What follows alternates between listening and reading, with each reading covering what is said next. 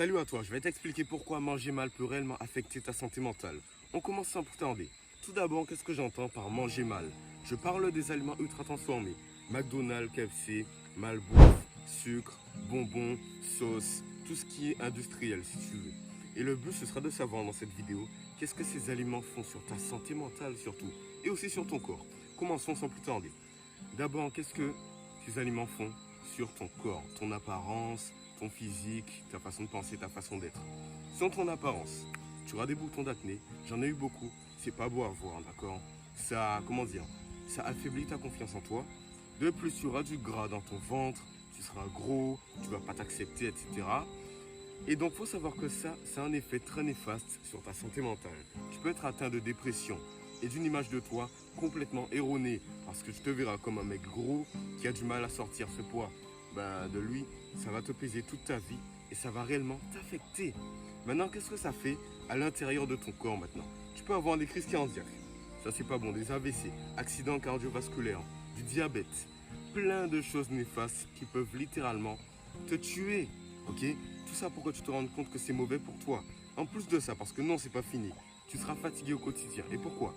Parce qu'en mangeant mal, ton corps n'aura pas les nutriments nécessaires pour faire bien fonctionner ton cerveau. Donc c'est comme si ton cerveau va passer en mode avion, mode veille, comme tu veux. Parce qu'il va se dire, ok, j'ai pas assez de nutriments pour survivre correctement, donc je vais simplement me ralentir. Et donc, tu seras plus fatigué.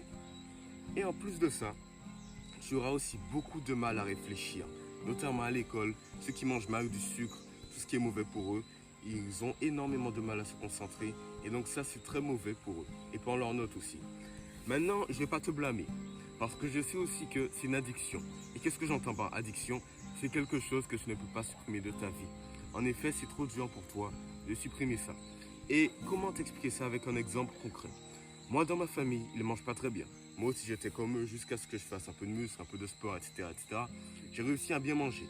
Mais le problème de ma famille, c'est que eux, ils ne sont pas en capacité de bien manger. Par exemple, ma soeur, elle veut perdre du gras depuis maintenant quelques mois, peut-être environ 1-2 ans, etc.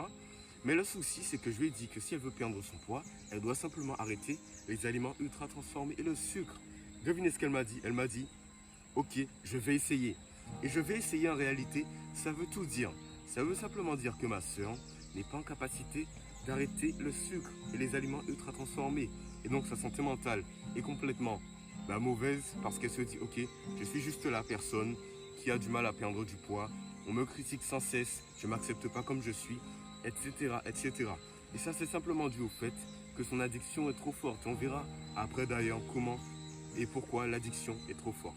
Donc, je ne vais pas te blâmer. Si tu es addict au sucre, tu peux t'en sortir. Tu dois simplement prendre la décision d'arrêter tout ça, de savoir ce que ça fait sur ton cerveau. Et après cette vidéo, tu sauras comment arrêter. Maintenant, parlons de la gratification instantanée. En réalité, c'est ça qui fait en sorte que ta santé mentale se dégrade un peu plus et que toi, tu te sens mal dans ta peau. Parce que quand, comme on l'a dit précédemment, ton corps n'est pas assez, alimenté de nutriments qu'il lui faut pour survivre, pour bien fonctionner du moins, il va simplement passer en mode veille et faire des choses un peu moins importantes, il va se développer un peu moins rapidement. Et ça, c'est vrai, d'accord? Et maintenant, en te disant ça, il faut se dire que ce qui est responsable de la willpower, j'ai fait une vidéo dessus, de tout ce qui est, la prise de décision, faire quelque chose, ne pas le faire, comment ne pas le faire, pourquoi ne pas le faire, c'est le lobe frontal qui est responsable de tout ça. Et quand ce dernier est réellement affecté, dis-toi que tu as du mal à prendre des décisions et que tu choisis donc la gratification instantanée. Et d'ailleurs, ce que c'est, quand tu as envie de manger un pain au chocolat qui est mauvais pour toi alors que tu es en régime, tu vas le manger. Parce que la gratification instantanée a pris le dessus et ton lobe frontal ne s'est pas assez développé. Simplement, écoute-moi bien, parce que tu n'as pas fait les efforts concrets et aussi parce que tu manges mal. Et donc ton cerveau, il a un peu du mal à se repérer et ça ne t'aide pas beaucoup. Donc en réalité, ton lobe frontal est complètement fatigué, sous-développé. Et du coup, pour tes prises de décision, ça devient de plus en plus dur. Et c'est ça que je veux te dire. Si tu veux simplement avoir un lobe frontal qui est bien développé et prendre des bonnes décisions chaque jour, tu dois simplement, écoute-moi bien, parce que c'est peut-être un peu secret, faire les choses que tu n'aimes pas et arrêter de mal manger. Ton cerveau va mieux se développer. Tu vas forcer ton cerveau à bien manger, d'accord? En tout cas, ne pas manger les mauvaises choses. Et donc, il va te remercier en t'offrant de la dopamine. Et ça, c'est magnifique, gros. En réalité, c'est ça. Si tu veux te sortir de ça, tu dois simplement te sortir de la malbouffe du moins. Tu dois simplement faire les choses que tu n'aimes pas faire, qui sont bonnes pour toi. Parce que si tu continues à manger n'importe quoi, tu te sentiras mal, tu vas tomber dans l'addiction un peu plus, tu vas choisir les choses un peu plus faciles, c'est-à-dire mal manger, et tu finiras peut-être par mourir d'une crise cardiaque. Et je me sentirais mal en me disant que ça n'aurait pas pu arriver si j'avais simplement pu, si quelqu'un du moins avait simplement pu te dire que c'est mauvais pour toi. Et je suis cette personne. Parce que mon but à moi, c'est simplement de motiver des hommes à améliorer leur santé mentale et à penser d'une meilleure manière pour atteindre la réussite. C'est le but de cette chaîne. Donc si tu m'écoutes, si tu sais maintenant que mal manger c'est mauvais pour toi et ta santé mentale, tu vas arrêter de mal manger dès aujourd'hui. Ça prendra peut-être du temps, mais tu vas y arriver si tu es déterminé. C'était mon message du jour.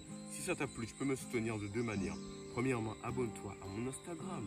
Deuxièmement, abonne-toi à cette chaîne YouTube, lâche un like, commente, ok? J'espère que ça t'a plu. Garde la pêche, garde le smile et puis petit flex.